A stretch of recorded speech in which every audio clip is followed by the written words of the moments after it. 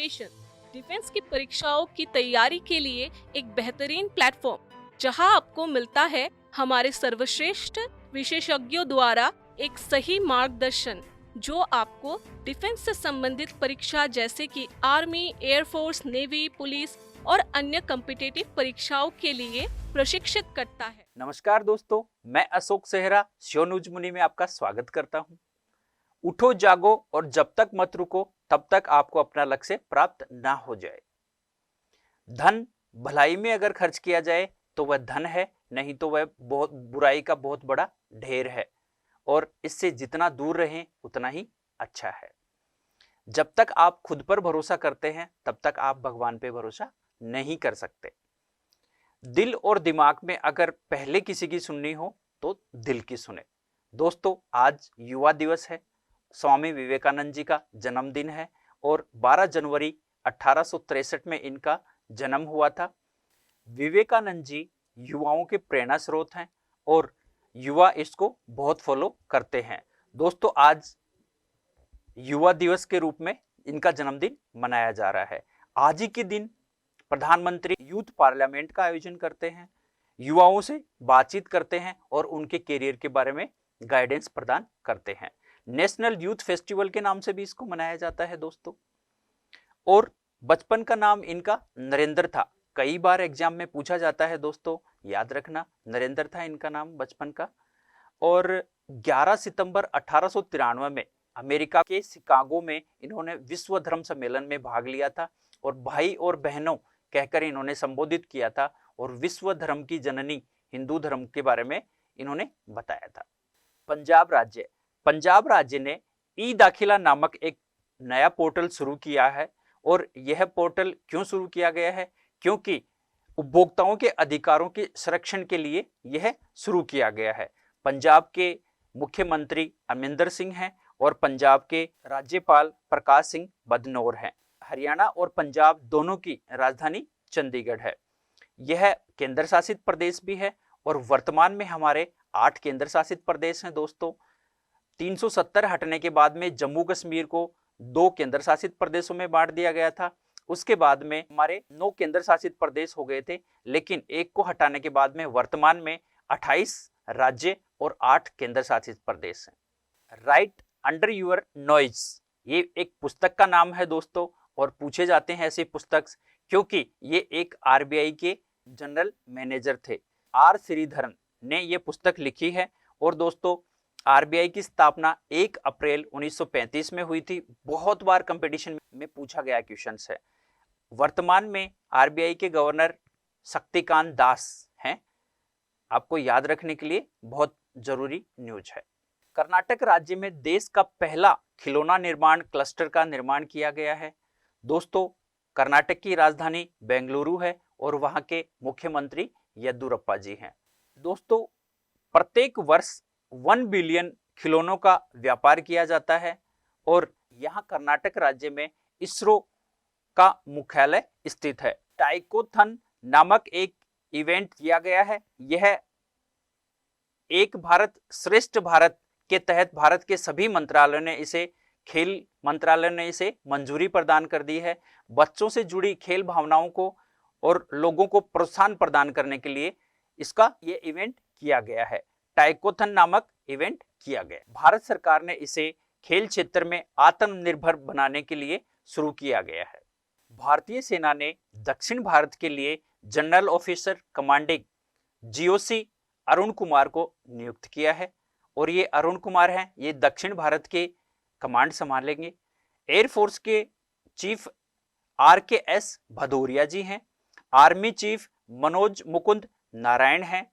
Navy chief Karambir Singh हैं और हमारे वर्तमान में भारत के CDS जो नया पद सर्जित हुआ है, विपिन रावत हैं इस पद के ऊपर।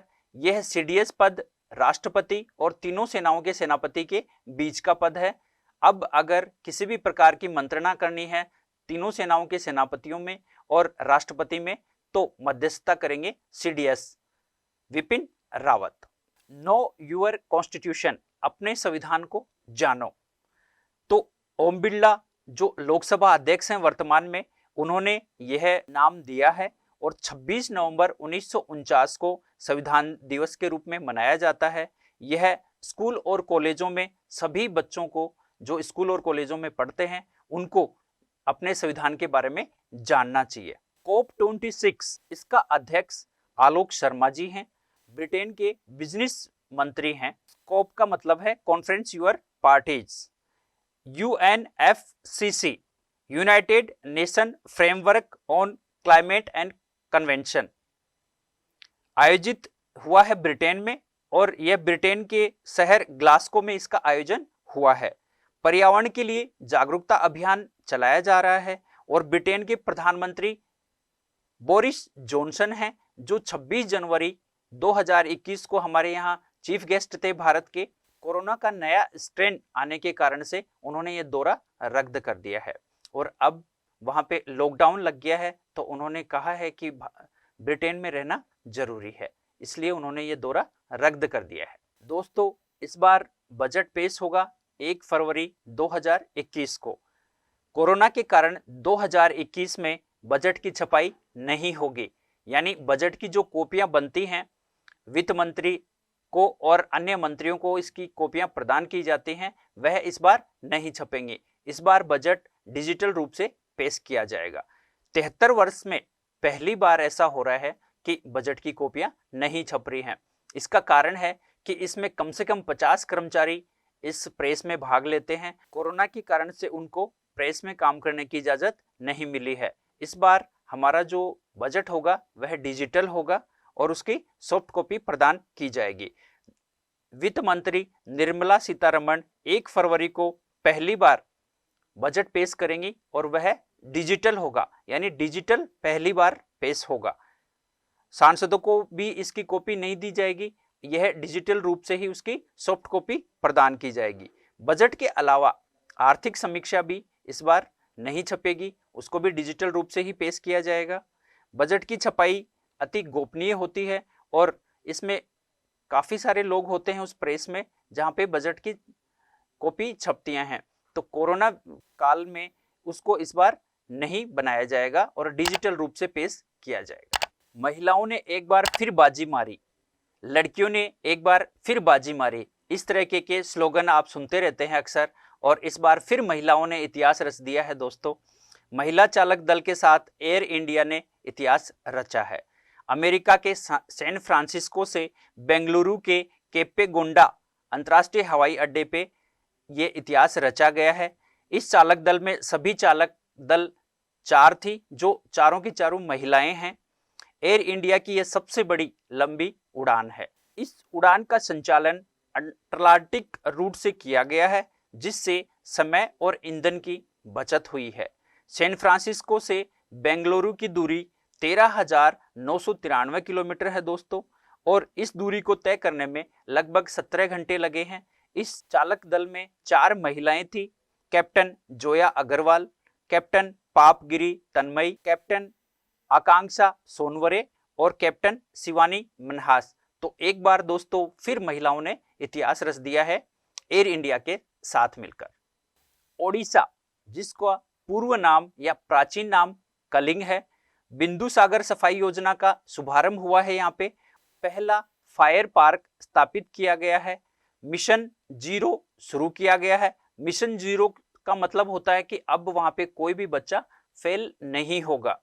ओडिशा में सिंपलीपाल नेशनल पार्क है और चिल्का झील, जो सबसे बड़ी खारे पानी की झील है, वह भी ओडिशा में ही है। उड़ीसा को पहले उड़ीसा बोला जाता था, वर्तमान में इसका नाम ओडिशा कर दिया गया है। लिंगराज मंदिर और जगन्नाथ मंदिर वहां के प्रसिद्ध हैं दोस्तों, और नंदनकानन चिड़ियाघर उड़ीसा में ही स्थापित है। तो यहाँ से क्वेश्चन पुटअप हो सकते हैं दोस्तों आपके, आप ध्यान रखें। तो दोस्तों, इस प्रकार की न्यूज डेली पाने के लिए इसको सब्सक्राइब करते हैं, लाइक करते रहें और अपने दोस्तों को बताते रहें। आपके सभी कंपटीशन एग्जाम्स में जो करंट के क्वेश्चन आते हैं वह इससे बाहर नहीं आएंगे। ब्लैकेट एकेडमी का जो ऑनलाइन प्लेटफॉर्म प्रदान करता है, आप लोगों को घर बैठकर आप तैयारी कर सकते हैं। तो दोस्तों, इसको लाइक करते रहें, शेयर करते रहें, सब्सक्राइब करते रहें, और जय हिंद, जय भारत। खुश रहें, मुस्कुराते रहें। डेली न्यूज पाने के लिए बने रहें ब्लैकेट एकेडमी के साथ।